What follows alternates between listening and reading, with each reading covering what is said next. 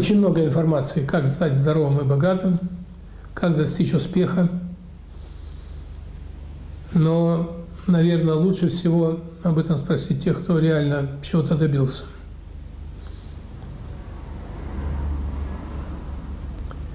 Так вот, мнение людей богатых по поводу того, как можно заработать деньги.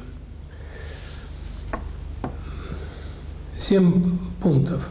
Первый – перестать себя жалеть. Второй – хватит тотально экономить. Третий – правильно расставить ценности. Четвертый – не волноваться зря.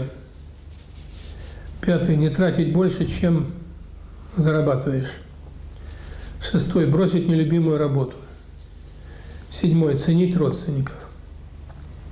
Что это все означает? Когда человек себя жалеет, то это означает, что он прав, а окружающий мир вокруг несправедлив. Весь мир его обижает, и вот он себя жалеет. То есть тот, кто себя жалеет, он не будет меняться. Он не будет отдавать энергию и чего-то добиваться.